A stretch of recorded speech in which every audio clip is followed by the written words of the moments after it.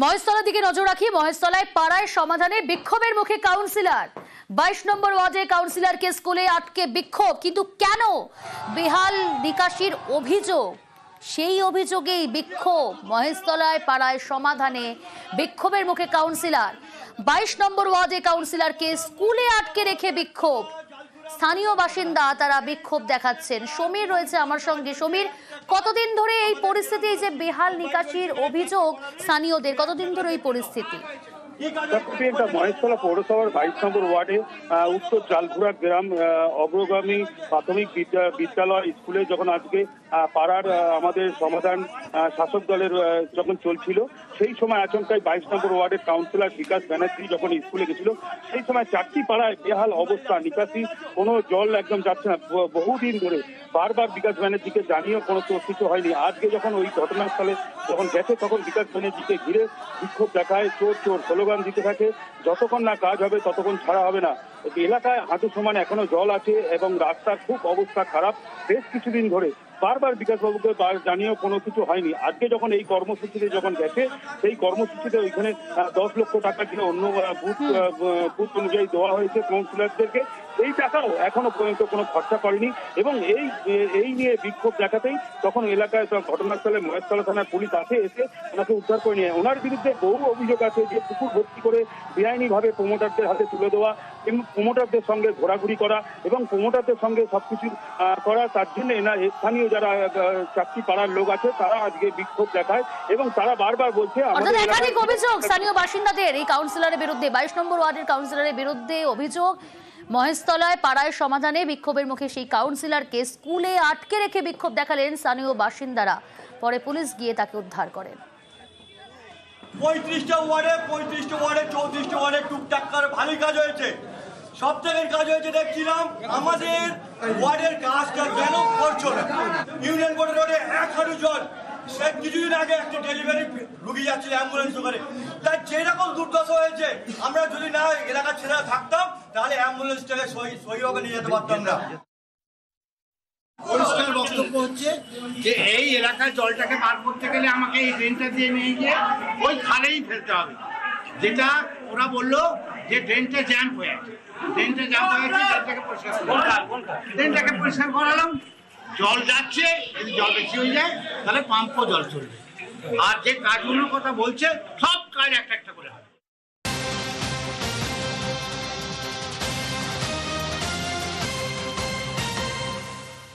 হাওড়ায় শ্রমিক ভট্টাচার্যের গাড়ি ঘিরে বিক্ষোভ। শ্রমিক ভট্টাচার্যের গাড়ি ঘিরে বিক্ষোভ, নরেন্দ্র কাপের উদ্বোধন ঘিরে বিক্ষোভ। কিন্তু দাবি কি? দীর্ঘদিন ধরে বন্ধ রয়েছে জুট মিল, কটন মিল বন্ধ।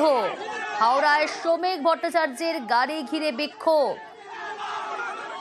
বিস্তারিত জানাবে দেবাশিস রয়েছে আমার সঙ্গে। দেবাশিস, কি কারণে শ্রমিক ভট্টাচার্যের গাড়ি ঘিরে বিক্ষোভ, কি দাবি? দেখো, রাজ্য জুড়ে কিন্তু আজকে বিজেপির তরফ থেকে নরেন্দ্র কাপ যার উদ্বোধনে এসেছিলেন, হাওড়ার যে টুর্নামেন্ট সেই প্রতিযোগিতার উদ্বোধনে এসেছিলেন শ্রমিক ভট্টাচার্য, রাজ্য বিজেপির সভাপতি। তাকে ঘিরে বিক্ষোভ দেখালেন তৃণমূল কর্মী সমর্থকেরা এবং মূলত আরতি কটন মিলসের কর্মীরা। তারা বিক্ষোভ দেখায়, তার গাড়ি আটকে রেখে দেয়। তাদের অভিযোগ একটাই যে এই আরতি কটন মিলসের মাঠে টুর্নামেন্ট হচ্ছে, সেটি কেন্দ্রীয় সরকার পরিচালিত একটি ধরে সেখানে শ্রমিক পাচ্ছে। তোমার কথা স্পষ্ট শোনা যাচ্ছে না। হাওড়ায় শ্রমিক ভট্টাচার্যের গাড়ি ঘিরে বিক্ষোভ, শ্রমিক ভট্টাচার্যের গাড়ি ঘিরে বিক্ষোভ, নরেন্দ্র কাপের উদ্বোধন ঘিরে বিক্ষোভ। দীর্ঘদিন বন্ধ কেন্দ্রের হাওড়া আরতি কটন মিল কারখানার জমিতে ফুটবল প্রতিযোগিতা। প্রতিবাদে মিলের গেটে বিক্ষোভ শ্রমিকদের। বিক্ষোভে মন্ত্রী মনোজ তিওয়ারি। মিল বন্ধ থাকলে মিলের মজদুররা তো চাইবেনি সেটা খোলা হোক। পশ্চিমবঙ্গে হাওড়াকে একসময় সেফিল্ড অফ ইন্ডিয়া বলা হতো। এই মিল যাতে চালু করা যায় তার জন্য আমি এর মধ্যেই আমাদের এখানে যিনি সাংসদ আছেন প্রসূন ব্যানার্জি, তিনিও তুলেছিলেন, আমি জানি। টেক্সটাইল ডিপার্টমেন্টের যে অ্যাডভাইসারি কমিটি আছে আমি তার মেম্বার। আমিও বলেছি যে কটা মিল বন্ধ আছে সেগুলো যাতে পুনরুজ্জীবিত করা যায় বা শ্রমিকদের সমস্ত দাবি দাওয়া মিটিয়ে যাতে সেখানে আরো বেশি অ্যাডভান্স টেকনোলজি দিয়ে শিল্পকে একটা পুনরুজ্জীবন দেওয়া যায়, তার জন্য সচেষ্ট হবে এবং ভারত সরকার এই বিষয়টি নিয়ে চেষ্টা করছে। যিনি এসেছেন ওনার কাছে জানতে পারলাম উনি নাকি এই টেক্সটাইল অর্গানাইজেশনের কেন্দ্র সরকারের একটা স্ট্যান্ডিং কমিটির মেম্বার। উনি নিজেই মেম্বার হয়ে এই আরতি কটন মিলের শ্রমিকদের জন্য চিন্তা ভাবনা করছেন না। উনি আমাকে অ্যাসুরেন্স দিয়েছে কি অনেক শীঘ্রই যেগুলো বন্ধ আছে সেইগুলো চালু হবে। উনি নিজের মুখে আমায় কথা দিয়ে গেছে, এর থেকে ভালো কিছু হতে পারে না। এবার দেখার বিষয় যে কথাগুলো 2014 আগে তাদের প্রধানমন্ত্রী রেখেছিল গোটা দেশের সামনে, রেখে ভুলে গেলেন, ইনিও কি তাই করবেন? আসি পরের খবরে। কাঁথিতে উদ্ধার মালদার অপহৃত অধ্যাপক। কলেজে যাওয়ার পথে অধ্যাপককে অপহরণ, স্ত্রীকে ফোন করে কোটি টাকা মুক্তিপণ দাবি। কাঁথির গেস্ট হাউস থেকে উদ্ধার সেই অধ্যাপক। সেবক রয়েছে আমার সঙ্গে। সেবক, প্রথমে জানতে চাইবো যে কতদিন আগে তিনি বাড়ি থেকে বেরিয়েছেন, ঠিক কি অভিযোগ তার পরিবারের সদস্যরা এনেছেন, পুলিশকে জানিয়েছিলেন, এবং এই যে কাঁথিতে উদ্ধার মালদার অধ্যাপক কিভাবে, কি জানা যাচ্ছে পুলিশ সূত্রে? একদমই, দেখো, দিন তিনেক আগে তিনি মালদার বাড়ি থেকে বের হন। এই অধ্যাপক, তার বাড়ি মালদা শহরের মনান্দা পল্লী এলাকায়। তিনি বাড়ি থেকে বেরিয়ে জলপাইগুড়ির উদ্দেশ্যে যাচ্ছিলেন, কারণ তার কর্মস্থল জলপাইগুড়ি। তিনি কর্মসূত্রে জলপাইগুড়ি পলিটেকনিক কলেজের একজন অধ্যাপক। তিনি সকালের ট্রেনে জলপাইগুড়ি যাবেন বলে রওনা হন। পরিবারকে জানান তিনি ট্রেনে উঠেছেন, কিন্তু তারপর থেকে পরিবারের লোকজন খোঁজ পাচ্ছিলেন না। পরে তিনি অজ্ঞাত পরিচয় ফোন থেকে 1 কোটি টাকা মুক্তিপণ দাবি করা হয়। এই ঘটনায় পরিবার পুলিশকে জানায়। পুলিশ তারপরেই তদন্তে নামে এবং তাৎপর্যপূর্ণভাবে এই তাকে উদ্ধার করা সম্ভব হয়েছে। পূর্ব মেদিনীপুরের কাঁথির একটি গেস্ট হাউস থেকে উদ্ধার করা হয়েছে। সেখান থেকে 5 জন অপহরণের অভিযোগে 5 জন যুবককে পুলিশ গ্রেপ্তার করেছে। পরে বহরমপুর থেকে আরো একজনকে গ্রেপ্তার করা হয়েছে। সব মিলিয়ে 6 জনকে এই ঘটনায় গ্রেপ্তার করা হয়েছে। আজ কিছুক্ষণ আগেই তাদের মালদা জেলা আদালতে তোলা হয় এবং জিজ্ঞাসাবাদের জন্য হেফাজতে নেওয়া হতে পারে, এমনটাই পুলিশ সূত্রে জানা গেছে। কিছুক্ষণের মধ্যেই মালদার পুলিশ এই বিষয়ে সাংবাদিক বৈঠক করে ঠিক কি কারণে এই অপহরণ, কি পাওয়া যাচ্ছে সেই তথ্য জানাবে, এমনটাই পুলিশ কিন্তু জানিয়েছে। বেশ, যে ফ্ল্যাটে পরিচারকের কাজ করতেন সেই ফ্ল্যাটে কাজ ছেড়ে দেওয়ার পর মনে করলেন যে চুরি করা যাক, তো চুরি করেছেন। নগদ টাকা, গয়না, ল্যাপটপ, ফোন, আইপড।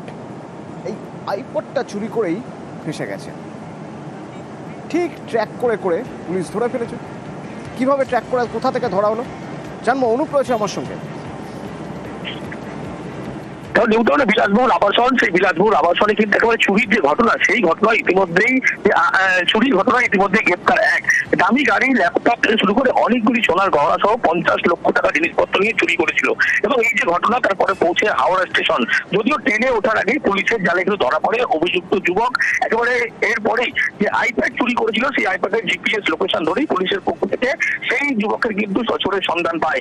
এরপরেই একেবারে পুলিশের পক্ষ থেকে সেখানে আনা দেয় এবং সেই যুবককে ধরে ফেলে। এবং নিউটাউনের এই অভিজাত আবাসন, যে আবাসনের বাসিন্দা একেবারে অভিযোগ দায়ের করেছিল যে তিনি কফি শপ চালান এবং রবিবার রাত 11টা থেকে কিন্তু একেবারে এই যে ঘটনা, তার পরবর্তীতে তিনি অভিযোগ করেন এবং সেখানে ফুটেজ থেকে শুরু করে একাধিক বিষয় দেখা যায় একেবারে এই যে গোটা চুরির ঘটনা ঘটিছে, এই চোর একেবারে জিপিএস আইপ্যাড নিয়ে পালিয়েছে।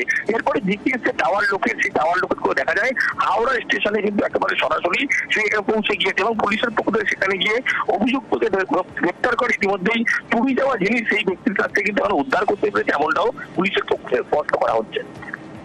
ধন্যবাদ।